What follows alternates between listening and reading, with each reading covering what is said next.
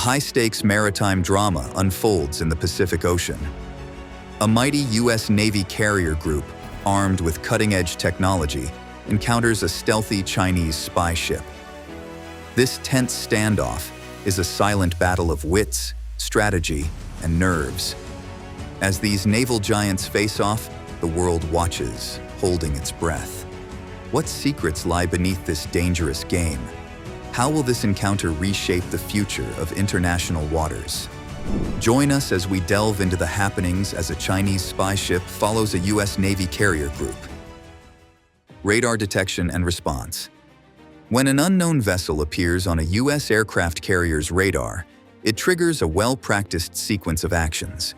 The bridge crew's top priority is to quickly figure out what the ship is and why it's there. This process is crucial for maintaining the safety and security of the carrier group. The carrier uses advanced technology to gather information about the approaching ship. One key tool is the AN/S PY-1 phased array radar system. This powerful radar can spot and track multiple ships at once, even if they're over 100 nautical miles away. This long-range detection gives the crew plenty of time to assess the situation and prepare their next moves. But radar alone isn't enough. The carrier also uses electro-optical and infrared sensors to get a visual on the approaching vessel. These sensors are particularly useful in bad weather or at night, when normal visibility is poor. They can provide clear images of the ship, helping the crew identify its type and any visible features. While these electronic systems are working, human lookouts are also on duty. These trained sailors use high-powered binoculars to scan the horizon, providing an additional layer of surveillance. Their observations can often catch details that electronic systems might miss, such as the ship's flag or any unusual activity on deck. As soon as a potential contact is detected, the carrier's Combat Information Center springs into action. This is the nerve center of the ship's defensive operations. In the CIC, skilled operators analyze data from all the carrier's sensors, building a comprehensive picture of the surrounding area. They use sophisticated software to track the unknown vessel's speed, heading, and any changes in its behavior. At the same time, the carrier's intelligence team gets to work. They compare the data being gathered with known information about ships operating in the area. This can include checking databases of commercial vessels, fishing boats, and known military ships from various nations. If the approaching vessel matches any of these profiles, it can help the crew understand its likely intentions. The carrier also has the option to launch aircraft for a closer look. The E-2 Hawkeye, a specialized early warning plane, can be sent up to provide an eye in the sky. With its powerful radar and experienced crew, the Hawkeye can track the unknown ship and search for any other vessels that might be operating with it. Throughout this process, the carrier maintains a high state of readiness. Weapon systems are put on alert, and the ship's defensive posture is heightened.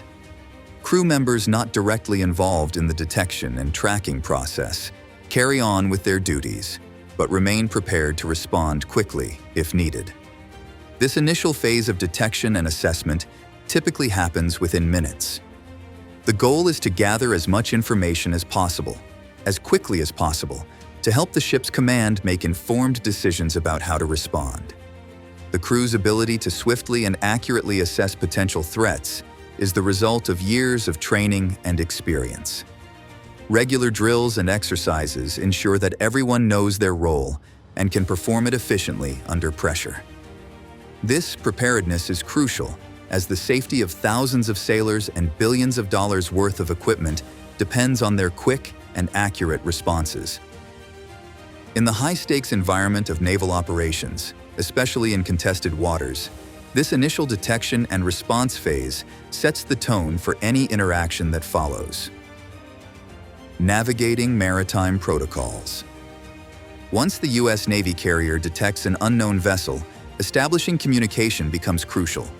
The carrier's communications team takes center stage, using a mix of high-tech equipment and time-tested protocols to reach out to the approaching ship. The team's first step is to broadcast a message, on internationally recognized maritime frequencies. These frequencies, agreed upon by nations worldwide, ensure that ships from different countries can talk to each other at sea. The carrier uses powerful radio transmitters that can send clear signals over long distances, even in rough weather. The initial message is carefully worded to be clear and professional. It might sound something like this: "This is the United States Navy vessel, ship name. We are conducting routine operations in international waters. Please identify yourself and state your intentions." This message serves multiple purposes.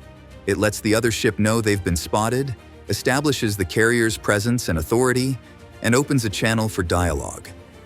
The carrier also uses visual communication methods. Signal flags, a system of colorful flags, each representing a letter or number, can be hoisted to convey messages.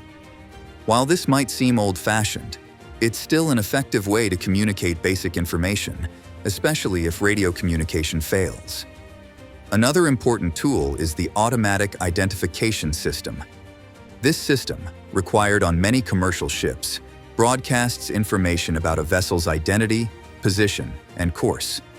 While military ships often turn off their AIS for security reasons, they can use it to gather information about other vessels in the area. During this communication phase, the carrier's crew follows strict protocols to avoid revealing sensitive information. They use code words and avoid mentioning specific capabilities or missions. This operational security is crucial to protect the carrier's activities and plans. If the approaching vessel is confirmed to be a Chinese spy ship, the carrier's response becomes more nuanced. The crew might use specific phrases from the Code for Unplanned Encounters at Sea, an agreement between Pacific nations including the US and China. CUs provides a set of standardized protocols for ships and aircraft to follow when they meet unexpectedly, helping to reduce the risk of misunderstandings. Throughout this process, the carrier's electronic warfare specialists are hard at work. They use sophisticated equipment to monitor the other ship's radio transmissions and radar emissions. This information can reveal a lot about the vessel's capabilities and intentions, even if it's not communicating openly. The carrier also coordinates its communications with other ships in its group. Destroyers or cruisers escorting the carrier might take the lead in communicating with the approaching vessel, allowing the carrier to maintain a lower profile. All communications are carefully logged and reported up the chain of command. Senior officers on the carrier, and potentially at fleet headquarters, are kept informed of the situation as it develops. They can guide how to proceed or authorize specific actions if needed.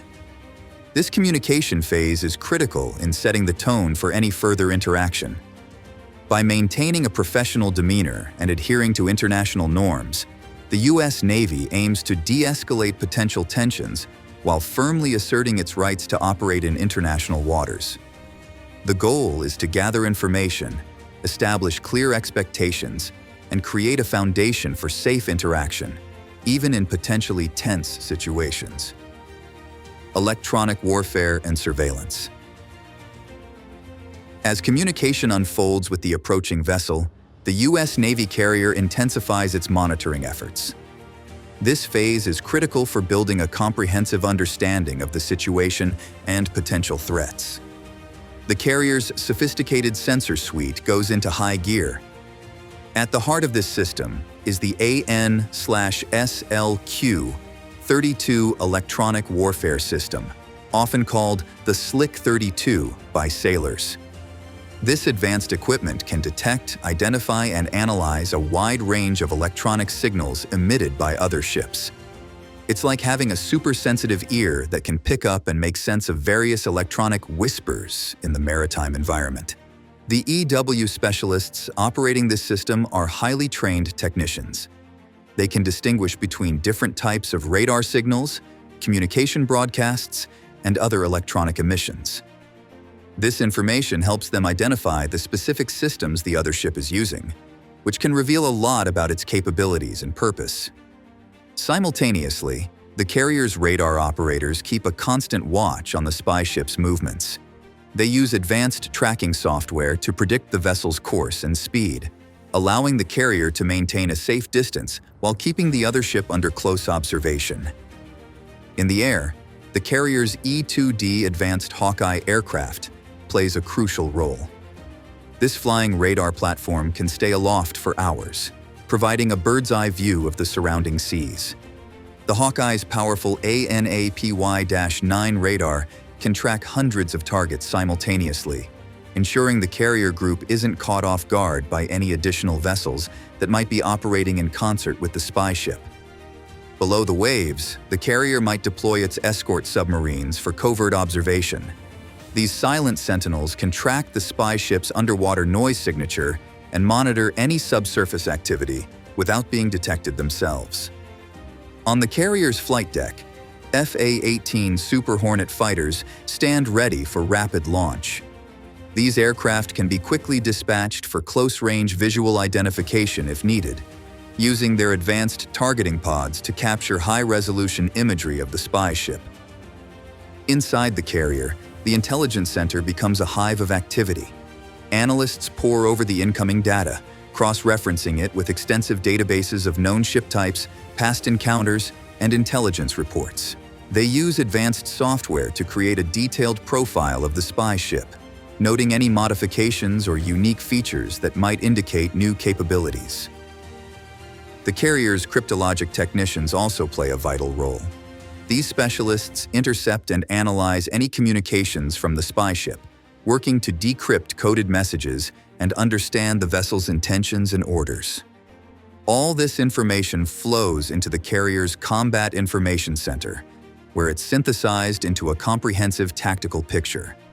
Large display screens show the positions of all nearby vessels, friendly and unknown, while computer systems continuously update threat assessments based on the latest data. The carrier's commanding officer receives regular briefings on the situation. These updates include not just raw data, but also analysis and recommendations from the ship's intelligence and operations teams. This allows the commander to make informed decisions about how to respond to the spy ship's presence. Throughout this process, the carrier maintains strict emissions control procedures. By carefully managing its electronic signals, the carrier can gather information while revealing as little as possible about its capabilities and intentions. The monitoring phase also involves close coordination with other ships in the carrier group. Aegis-equipped destroyers and cruisers use their powerful SPY-1 radars to provide additional tracking data, creating a multi-layered surveillance net around the spy ship. This intense period of monitoring and information gathering serves multiple purposes.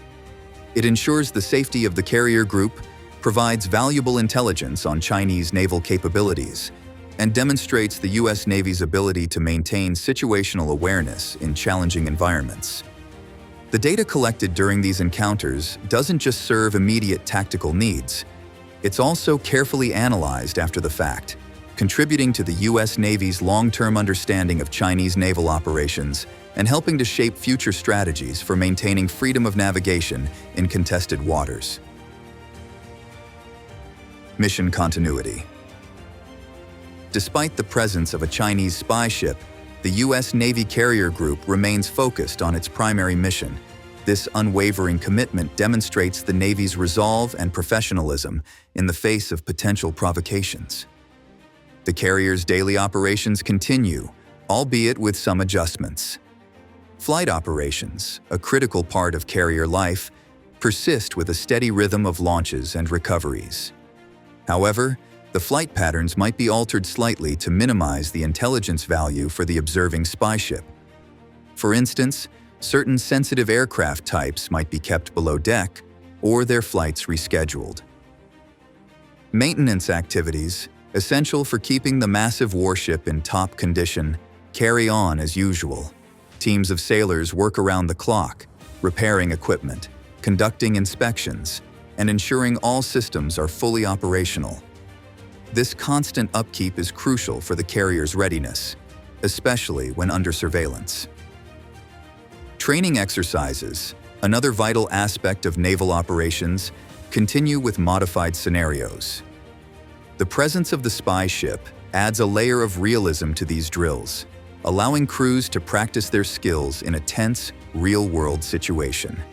However, certain classified exercises might be postponed or conducted in a way that reveals less information to prying eyes. The carrier's escort ships play a key role in maintaining mission objectives. Destroyers and cruisers in the carrier group might position themselves to create a buffer between the spy ship and the carrier, allowing the flat top to continue its operations with minimal interference. Below the surface, attack submarines attached to the carrier group maintain their patrols. These silent guardians keep a watchful eye or ear on any undersea activities that might pose a threat to the carrier, while also gathering valuable intelligence on the spy ship's acoustic signature.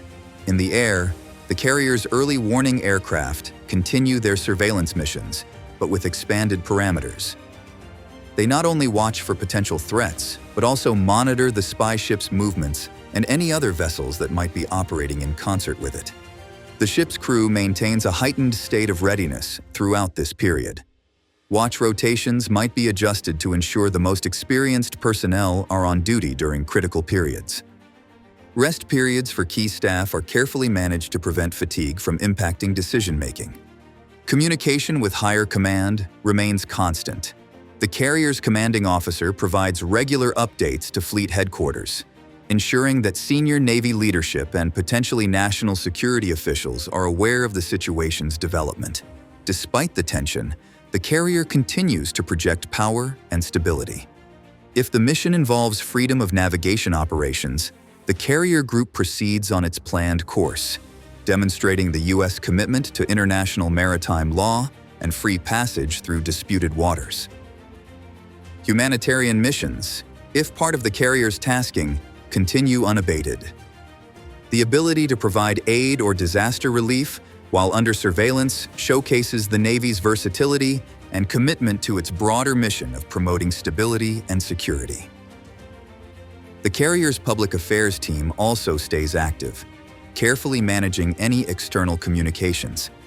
They might release pre-approved statements or images that reinforce the message of the carrier's lawful presence and operations in international waters. Throughout this period, the carrier's legal team remains on high alert. They continuously assess the situation to ensure all actions comply with international law and established rules of engagement.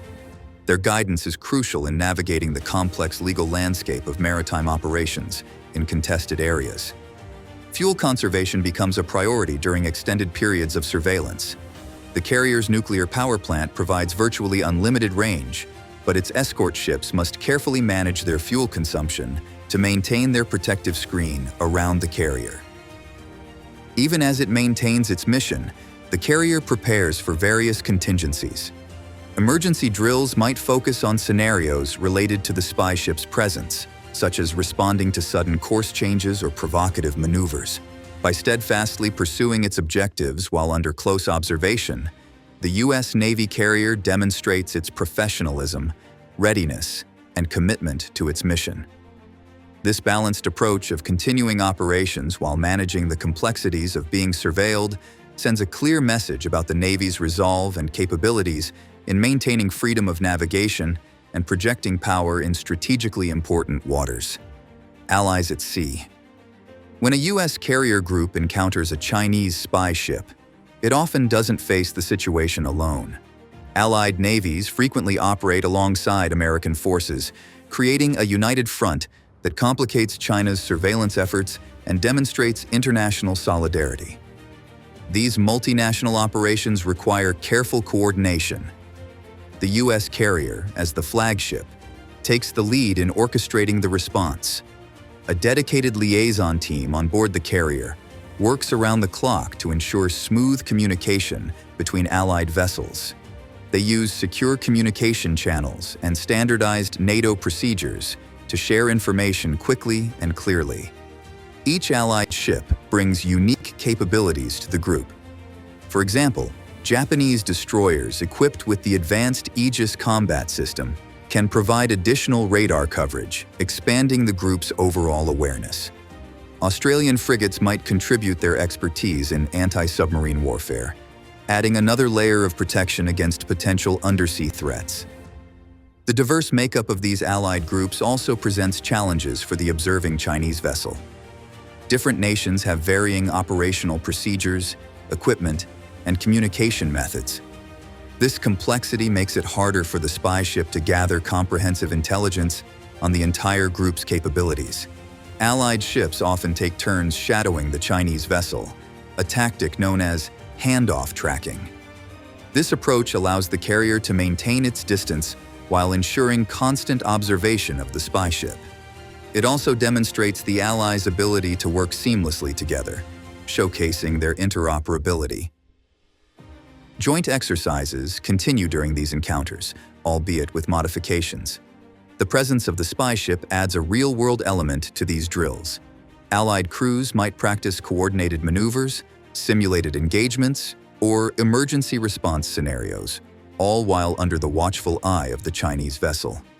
Information sharing becomes crucial in these situations. Each Allied ship contributes to building a comprehensive picture of the surrounding maritime environment.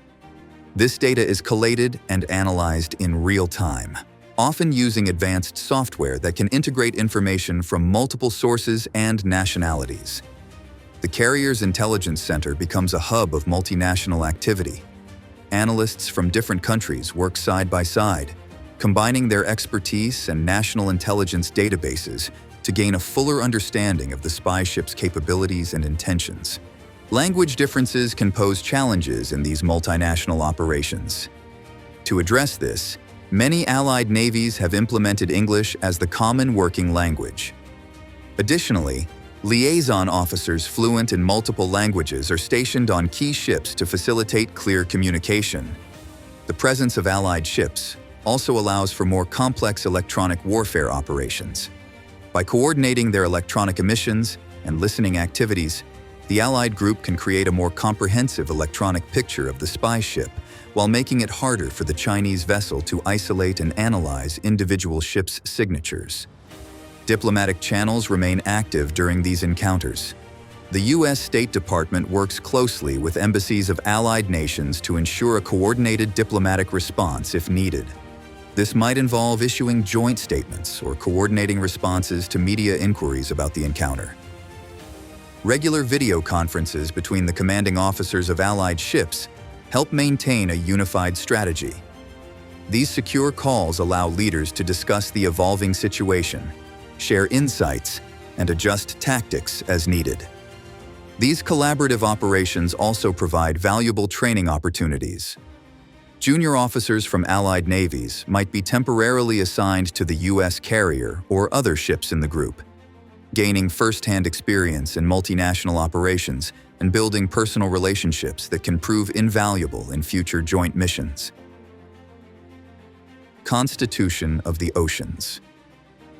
The encounters between U.S. carrier groups and Chinese spy ships unfold against a backdrop of complex international maritime law.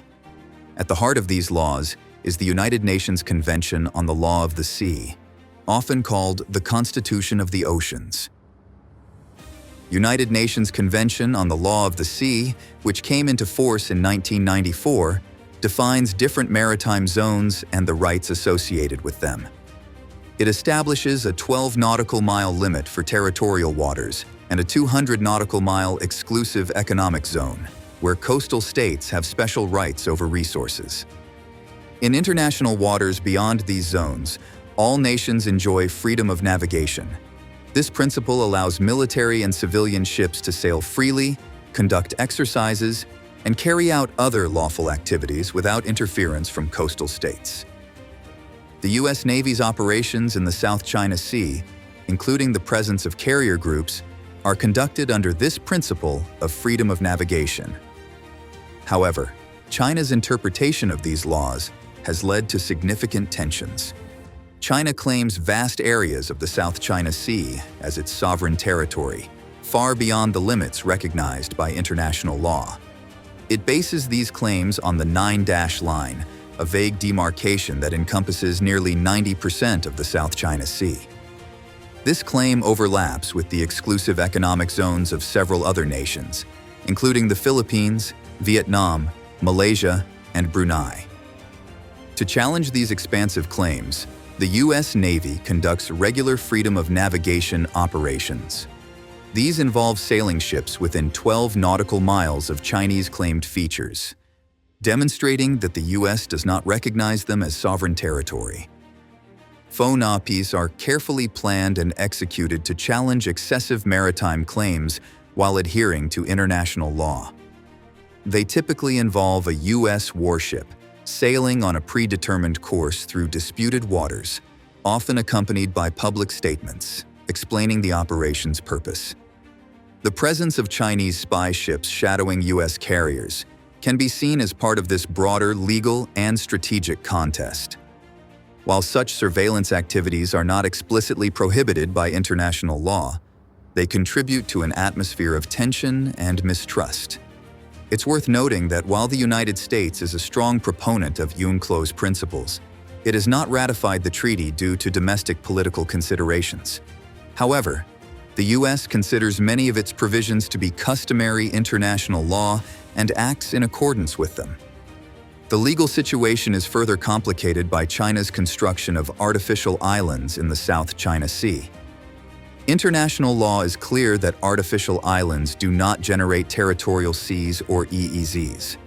However, China has militarized many of these features and uses them to project power in the region. To address these challenges, the international community has taken various legal and diplomatic actions. In 2016, an international tribunal ruled against China's claims in a case brought by the Philippines. While China rejected this ruling, it remains an important legal precedent. The U.S. and its allies have also worked to strengthen regional maritime law enforcement capabilities. This includes providing training and equipment to Southeast Asian nations to better monitor and protect their maritime territories. Efforts have been made to establish clearer rules of behavior at sea. The Code for Unplanned Encounters at Sea, agreed upon by Pacific nations including the U.S. and China, provides protocols for communication and conduct when ships meet unexpectedly. Despite these initiatives, legal ambiguities and conflicting interpretations persist. The presence of carrier groups and spy ships in disputed waters continues to test the boundaries of international maritime law. As technology advances and maritime activities intensify, the legal framework governing the seas will likely continue to evolve. The outcome of this legal and strategic contest in the South China Sea will have profound implications for the future of international maritime law and the balance of power in the Asia-Pacific region. Naval chess. The encounters between U.S. carrier groups and Chinese spy ships are more than just maritime cat-and-mouse games.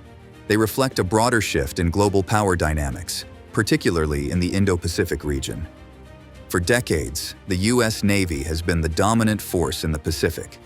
Its carrier groups have served as powerful symbols of American military might and commitment to regional allies.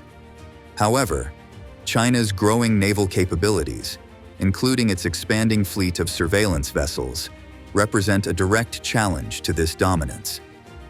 China's naval modernization program has been rapid and comprehensive.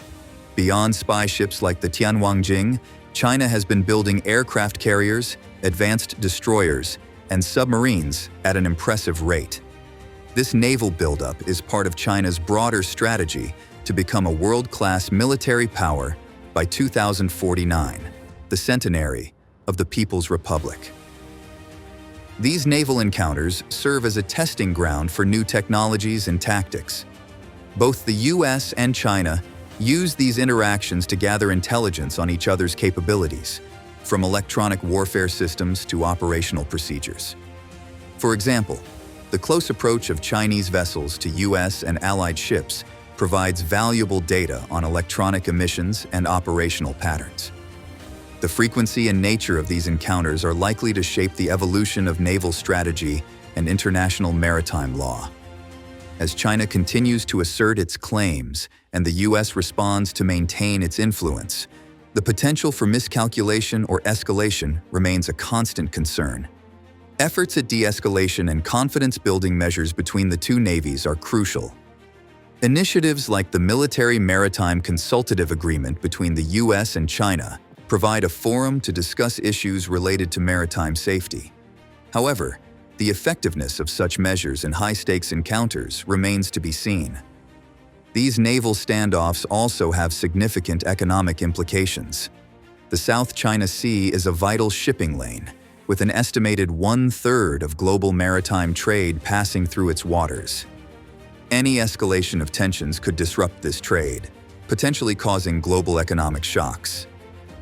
The situation affects not just the US and China, but also regional nations. Countries like Japan, South Korea, and Australia are strengthening their own naval capabilities and deepening their alliances with the US.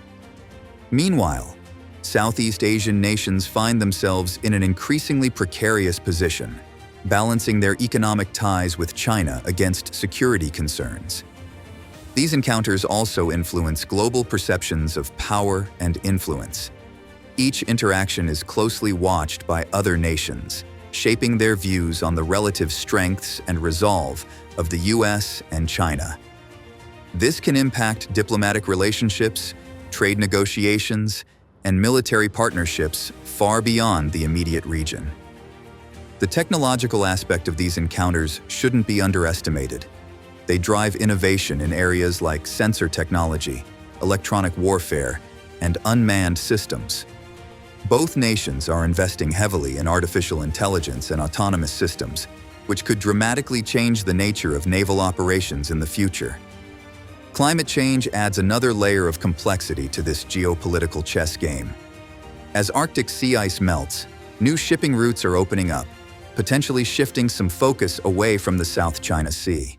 Both the United States and China are positioning themselves to exert influence in this new frontier. The space domain is increasingly intertwined with these maritime encounters. Both nations rely heavily on satellite systems for navigation, communication, and surveillance.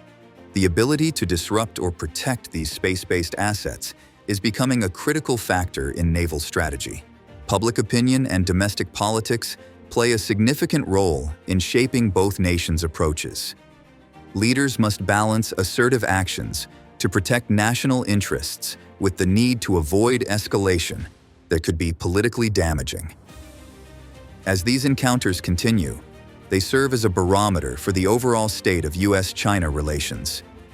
Periods of increased naval activity often correlate with tensions in other areas, such as trade disputes or disagreements over Taiwan. The outcome of this strategic competition will have profound implications for the future of global order and the balance of power in the 21st century. It will influence everything from international trade rules to the formation of new alliances, shaping the geopolitical landscape for decades to come.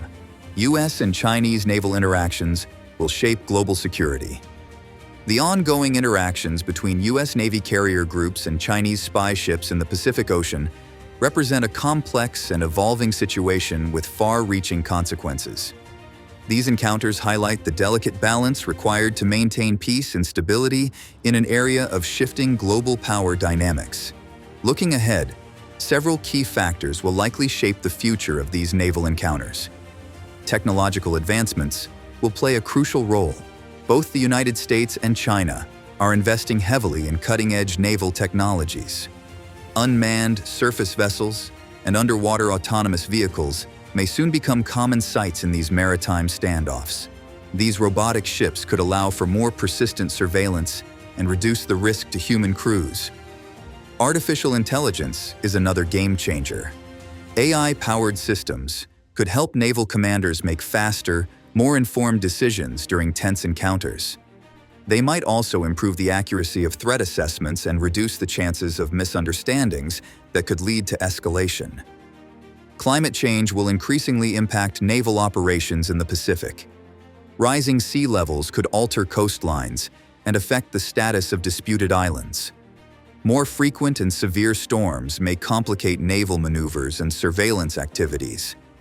Navies will need to adapt their strategies and equipment to these changing environmental conditions. The economic dimension of these encounters will likely grow in importance. As Asian economies continue to expand, the volume of trade passing through contested waters will increase.